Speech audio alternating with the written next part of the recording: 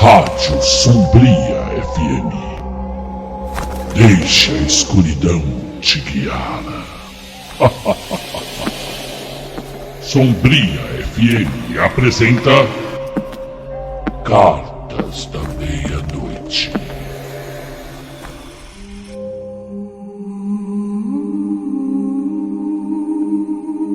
Caro programa Cartas da Meia-Noite, meu nome é Jonas e sou frentista em um posto de gasolina localizado em uma estrada pouco movimentada aqui na região de Londrina, no Paraná.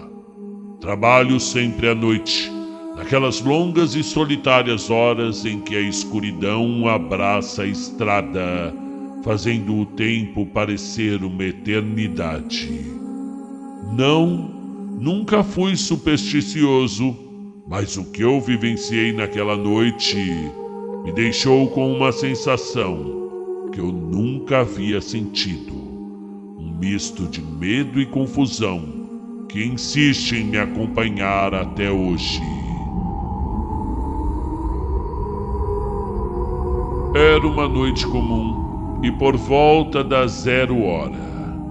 A rotina já estava estabelecida.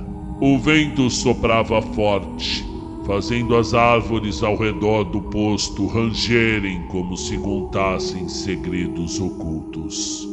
As únicas luzes eram as do posto, girando na escuridão profunda como faróis em um mar sem fim.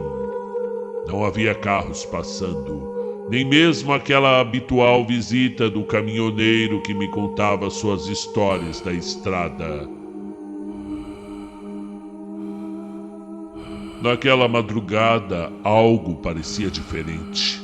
A atmosfera estava pesada, quase palpável, e um calafrio percorreu minha espinha. Porém, eu apenas me consolei em pensar que a solidão vinha me pregando peças. O meu rádio, tocando uma música tranquila, me fazia companhia. Ouvia a voz do locutor, que falava sobre eventos estranhos, lendas urbanas e músicas de terror. Eu ria internamente.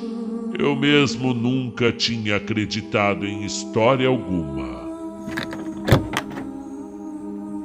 Foi então que, por volta das 2 da manhã, um carro apareceu do nada. Ele vinha em alta velocidade, os faróis cortando a escuridão como raios. O veículo, um antigo sedã Del Rey prata, parou em frente ao meu posto, levantando poeira e me despertando do torpor. Eu me aproximei curioso. Ao abrir a porta, a batida ecoou mais alto do que o esperado e eu senti um arrepio na nuca. Um homem saiu do carro. Sua aparência era peculiar e sinceramente inquietante. Ele vestia uma jaqueta de couro desgastada e tinha um olhar penetrante, quase sobrenatural, que parecia olhar através de mim. "Abastece?" ele perguntou em uma voz baixa e arrastada. Concordei, tentando ignorar o frio que subia pela minha coluna. Conectei a mangueira ao carro e, enquanto abastecia, senti que algo estava de errado com aquele homem. O silêncio era denso e o único som que se ouvia era o gotejamento do combustível e o murmúrio distante do rádio. Eu me sentia como se estivéssemos numa bolha no tempo. Você... Ei, você acredita no além? Ele questionou abruptamente, fazendo meu coração disparar. Eu ri de forma muito nervosa, respondendo que nunca tinha pensado muito nisso. Ele sorriu com um brilho estranho nos olhos. Você devia prestar mais atenção, viu, rapaz? Há coisas que não compreendemos, coisas que que habitam na escuridão. Enquanto ele falava, percebi que já estava quase no final do abastecimento, mas ao olhar para o seu rosto, notei que algo havia mudado. Sua expressão estava mais grave, como se uma sombra passasse por ele. Foi então que a luz do posto começou a oscilar e um tremor leve passou sobre os meus pés, quase como se a terra estivesse reclamando vida. Você precisa saber que algumas almas vagam por aqui, nessa estrada deserta. Elas estão à procura de algo que foram levadas a perder. Sua voz soava cada vez mais baixa, quase um sussurro. Na verdade, ele começou a parecer mais pálido, como se a luz ao redor dele estivesse sendo absorvida. Você vai me ajudar, não vai? Mas antes que eu pudesse responder, um grito cortou a calmaria da noite. Um grito tão agudo que parecia ser de alguém em agonia. Olhei em volta assustado, mas não havia ninguém.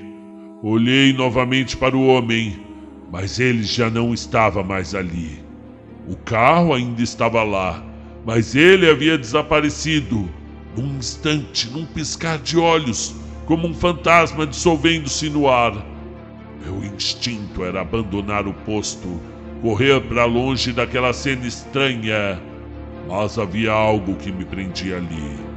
O carro atrás de mim começou a emitir um som ensurdecedor, como se o motor estivesse funcionando, mas nenhum sinal do cliente. Saí para dar uma olhada, mas ao chegar perto do carro, ele estava vazio.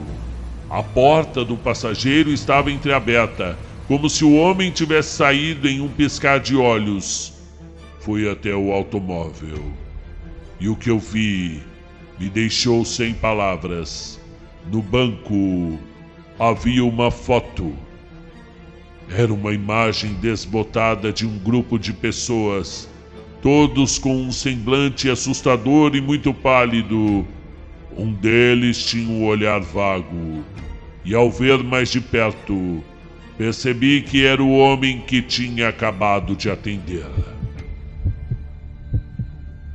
Estava prestes a entrar em pânico quando percebi que algo estava escrito nas costas da foto, em letras garrafais. Não deixe ele ir! Não deixe ele ir! O coração acelerado, o frio na barriga se intensificou e eu coloquei a foto no bolso, decidido a sair daquele posto. Mas assim que eu me virei, o homem estava de novo à minha frente, mais pálido do que antes, como se uma camada de luz tivesse sido retirada dele. Você não entendeu? Ele sussurrou. Eu não sou o que você pensa que eu sou. Eu sou uma parte do que você não vê. Seu olhar agora era profundo e escuro, mais como um portal para outra dimensão. Eu gritei, pegando a foto e atirando-a para ele. Ele começou a rir, uma risada que reverberava na minha mente como um eco de dor e desespero.